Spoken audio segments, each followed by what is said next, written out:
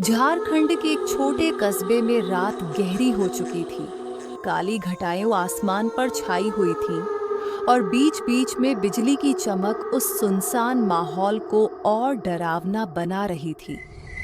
किरण, जो शहर से गांव लौट रहा था,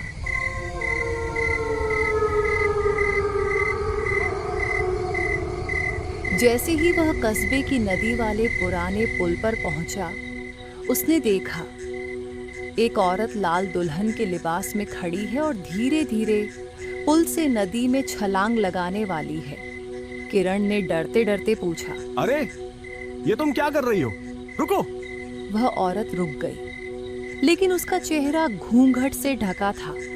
उसके रोने की आवाज पूरे पुल पर गूंजने लगी।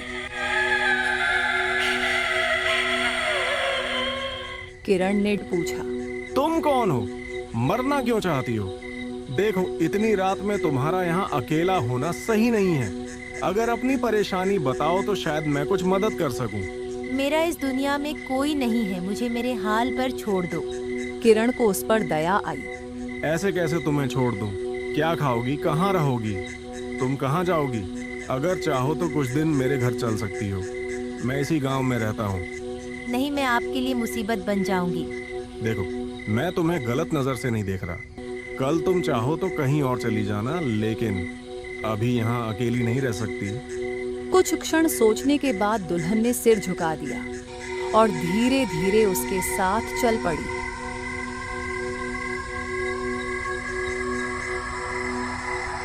किरण अपने पुराने घर में पहुंचा।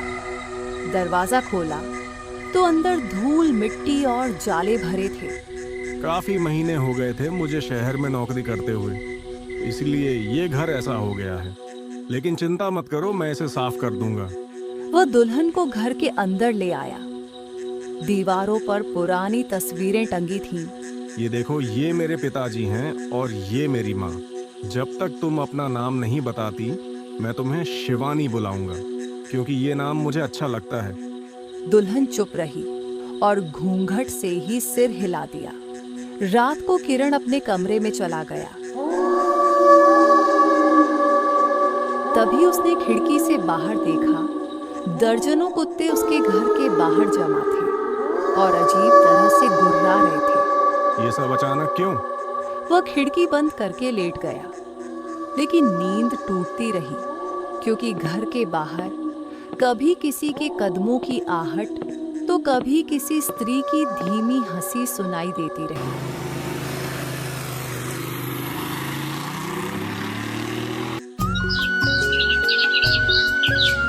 सुबह गांव का दूध वाला भोला दूध लेकर गली से गुजरा। जब वह किरण के घर के सामने आया तो दरवाजा खुला और अंदर से वही दुल्हन यानी शिवानी हाथ में पतीला लिए बाहर आई। उसने अब भी घूंघट किया हुआ था। भोला के होश उड़ गए। भूत है वहाँ? वह उल्टे पैर भागा और सीधा गांव के सरपंच गंगाधर के पास पहुंचा। भोला, सरपंच जी, अनर्थ हो गया। उस भूतिया घर में मैंने एक दुल्हन देखी है। पागल मत बनो भोला, उस घर को तो सालों से हमने ताला लगाया हुआ है। नहीं सरपंच जी, अपनी आंखों से देखा है मैंने। अगर झूठ बोलूं तो अभी सजा दे दीजिए। गंगाधर सोच में पड़ गया, फिर बोला, ठीक है, सुबह सबके सामने उस घर की जांच करेंगे। अभी इस बात को गांव में फैलाना मत। भोला उस दिन दूध बेचकर लौट रहा था। उसने जंगल का रास्ता चुना। गुनगुनाते हुए जा रहा था कि अचानक झाड़ियों में सरसराहट हुई। कौन है उधर? अरे कुछ तो बोलो। लेकिन जवाब नहीं मिला। तभी उसे लगा कोई पीछे पीछे चल रहा है।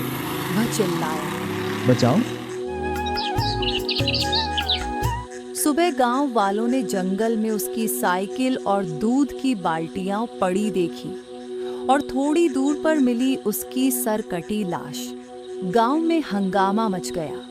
सब लोग कहने लगे कि भोला सच कह रहा था, भूत फिर लौट आया है। सरपंच गंगाधर भी डर गया, लेकिन उसने दिखावे के लिए कहा, ये सब अफवाह है, असली कारण ढूंढना होगा।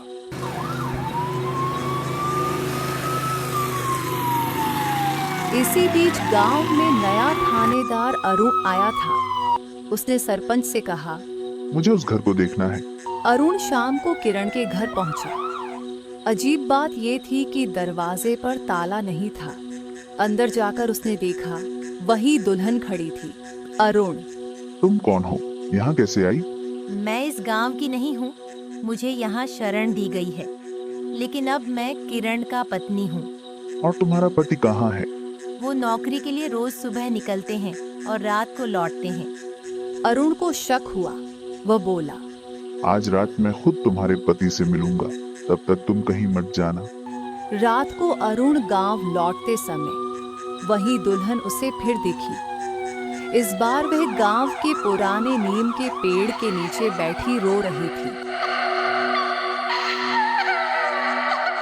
अरुण पास गया और बोला, तुम कौन हो? घूंघट हटाकर चेहरा दिखाओ। अचानक दुल्हन की हंसी गूंजी और बोली, मेरा चेहरा देखेगा तू? उसने धीरे धीरे घूंघट उठाया और अरुण चीख उठा। उसका चेहरा आधा सड़ा हुआ था, आंखें खून जैसी लाल और दांत बेहद नुकीले। अरुण ने डर से अपनी बंदूक निकाल ली, लेकिन तभी चारों तरफ अंधेरा छा गया।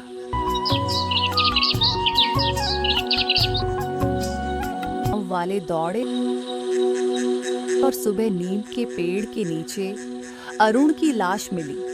थानेदार अरुण की लाश मिलने के बाद गांव में सन्नाटा छा गया। लोग घरों से बाहर निकलने से डरने लगे। गली मोहल्लों में बस एक ही चर्चा थी, वो दुल्हन ही भूत है। पहले बोला, अब थानेदार अगला कौन होगा? कुछ कीजिए। अरे मैं क्या करूं? ये सब क्या हो रहा है? अगर यही हाल रहा तो पूरा गांव उजड़ जाएगा। उधर किरण का घर अब साफ सुथरा हो गया था। दुल्हन वहां आराम से रह रही थी। गांव के कुछ लोग चुपके से ये देखने पहुंचे कि आखिर सच क्या है। उन्होंने खिड़की से झांका और देखा, किरण और शिवानी हंसते बोलते साथ खाना खा रहे थे। पर अचानक शिवानी ने सिर घुमाया और उसकी आंखें खून जैसी लाल चमकने लगी। गांव वाले डरकर भाग गए। सरपंच गंगाधर ने गांव के पंडित त्रिलोक को बुलाया। पंडित जी, ये जरूर किसी आत्मा का खेल है। आप ही कोई उपाय बताइए। इस दुल्हन की असली पहचान पता करनी होगी। हमें उसकी परछाई देखनी होगी। परछाई? हाँ, अगर वो इंसान है तो उसकी परछाई जरूर होगी, अगर नहीं तो सब साफ हो जाएगा। अगली सुबह सरपंच और पंडित किरण के घर पहुंचे। किरण ने उनका स्वागत किया। गंगाधर, बेटा, गांव वाले तरह तरह की बातें कर रहे हैं। हम बस ये देखना चाहते हैं कि तुम्हारी पत्नी ठीक है या नहीं। आप लोग बेवजह डर रहे हैं। आइए मिल लीजिए इनसे। शिवानी घूंघट डालकर सामने आई। पंडित ने सूरज की किरणें उसकी ओर डलवाई। सबने देखा उसके पैरों के पास कोई परछाई नहीं थी। गांव वाले दंग रह गए। ये इंसान नहीं, भूत है। लेकिन तभी किरण गुस्से से बोला, चुप रहिए सब, ये मेरी पत्नी है, कोई भूत प्रेत नहीं। अगर किसी ने इसे परेशान किया तो अच्छा नहीं होगा। उस रात गांव का बुजुर्ग राम खिलावन चुपके से सरपंच के पास पहुंचा। सरपंच जी, मुझे सच पता। क्या सच? किरण की असली पत्नी तो 2 साल पहले ही मर चुकी है। मैंने खुद उसकी चिता में आग लगते देखी थी। सरपंच के पैरों तले जमीन खिसक गई। तो फिर ये घर में कौन है? उस रात आधी रात को गांव के चौकीदार ने देखा, किरण अपने घर की छत पर खड़ा है और शिवानी उसके बगल में। लेकिन शिवानी का शरीर धीरे धीरे हवा में तैर रहा था, जैसे कोई इंसान नहीं बल्कि धुएं का साया हो। चौकीदार ने डर के मारे ढोल पीट दिया। पूरा गांव जाग गया। गांव वाले मशाल लेकर किरण के घर की तरफ दौड़े। दरवाजा तोड़कर अंदर घुसे और देखा कि शिवानी बीच कमरे में खड़ी थी। उसने घूंघट उठाया। उसका चेहरा इस बार पूरा सड़ा गला, आंखें आग की तरह लाल। क्यों परेशान करते हो मुझे? मैं यहाँ चैन से रहना चाहती हूँ। गांव वाले डरकर भागे। गंगाधर ने अगले दिन हिम्मत करके किरण से पूछा। बेटा, सच बता, ये औरत कौन है? किरण की आंखों में आंसू भर आए। ये मेरी पत्नी ही है, लेकिन जिंदा नहीं। सब दंग रह गए। 2 साल पहले मेरी पत्नी शिवानी शादी के बाद पहली ही रात कुएं में गिरकर मर गई थी, लेकिन मैंने उसकी आत्मा को छोड़ने से मना कर दिया। मैंने तांत्रिक के जरिए उसकी आत्मा को अपने घर में बांध लिया। तूने बहुत बड़ा पाप किया है बेटा। अब शिवानी की आत्मा और भी खतरनाक हो गई थी। वह रात को गांव के घरों में घूमने लगी। कहीं बच्चों को डराती, कहीं औरतों को दबोच लेती। गांव में रोज कोई न कोई मरने लगा। गांव वाले सरपंच के पास पहुंचे। सरपंच जी, अगर कुछ नहीं किया गया तो पूरा गांव बर्बाद हो जाएगा, कुछ कीजिए।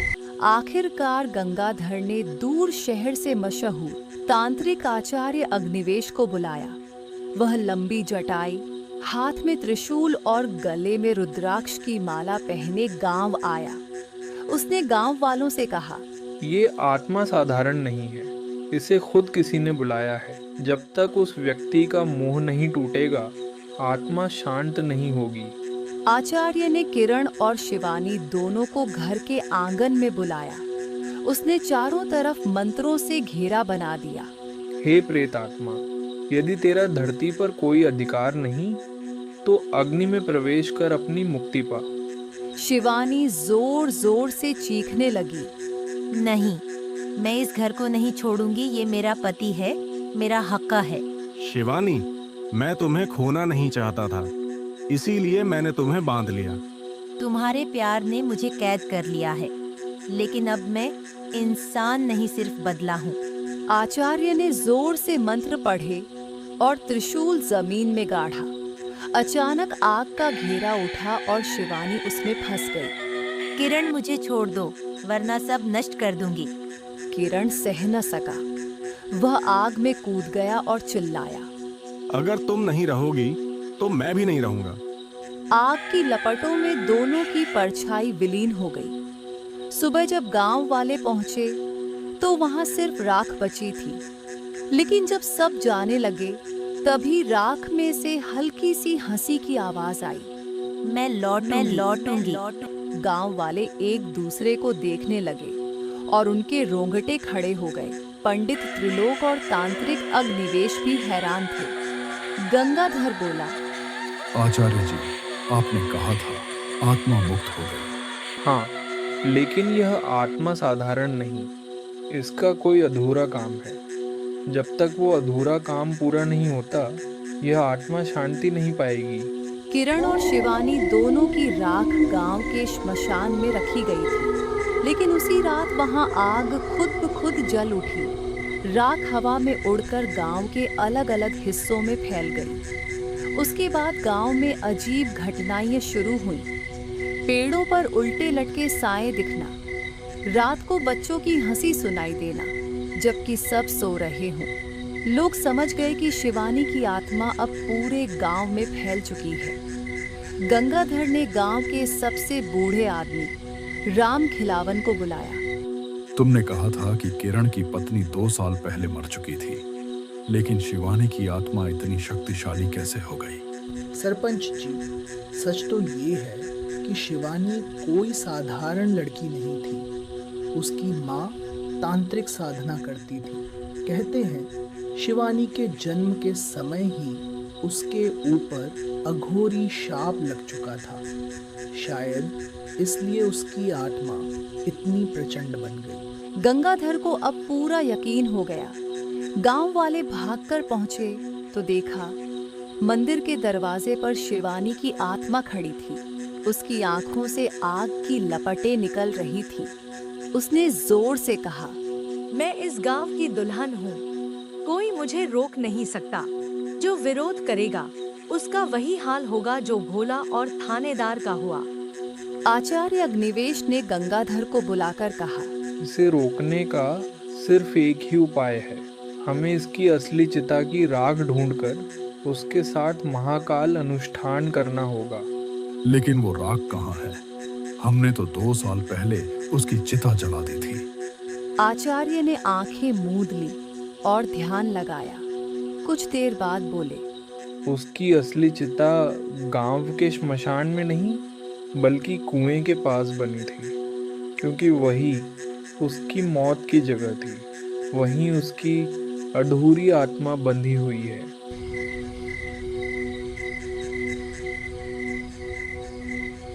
गंगाधर, राम खिलावन और कुछ बहादुर गांव वाले मशाल लेकर आधी रात को उस पुराने कुएं पर पहुंचे। वहां सचमुच राख और कुछ टूटी फूटी चूड़ियां पड़ी थीं। जैसे ही उन्होंने उन्हें उठाया, उसके बीचों बीच शिवानी की आत्मा उभरी और चीख कर बोली, ये मेरी निशानी है, कोई इसे छू नहीं सकता। गांव वाले डरकर भागे, लेकिन गंगाधर ने हिम्मत नहीं छोड़ी। आचार्य अग्निवेश ने तुरंत मंत्र पढ़ना शुरू किया। चारों तरफ अग्नि का घेरा बना। शिवानी चीखते हुए उस घेरे में फंस गई। तुम मुझे नहीं बांध सकते, मैं अपने पति के साथ ही रहूंगी। अचानक आसमान से कड़कती बिजली गिरी और उसी राख से किरण का धुंधला सा चेहरा उभरा। शिवानी, अब छोड़ दो। हम इंसानों की दुनिया में साथ नहीं रह सकते। मुझे भी शांति चाहिए, तुम्हें भी। शिवानी की आंखों में आंसू आ गए। उसका चेहरा धीरे धीरे शांत होने लगा। फिर अगर तुम मेरे बिना रह सकते हो तो मैं भी मुक्त हो जाऊंगी। आचार्य ने अंतिम मंत्र पढ़ा। राख हवा में उठी और आग की लपटों में समा गई। पूरा गांव पहली बार राहत की सांस लेने लगा। तो दोस्तों, ये थी आज की डरावनी कहानी स्कैरी संडे पर। क्या आपके साथ भी कभी ऐसा कोई अजीब और डरावना अनुभव हुआ है? अगर हाँ, तो हमें कमेंट में ज़रूर बताएं। और हाँ, अगर आपको ये कहानी अच्छी लगी हो तो इस चैनल सब्सक्राइब करना मत भूलना, क्योंकि अगली बार फिर एक नई सिहरन पैदा कर देने वाली कहानी लेकर आएंगे, सिर्फ और सिर्फ स्कैरी संडे पर।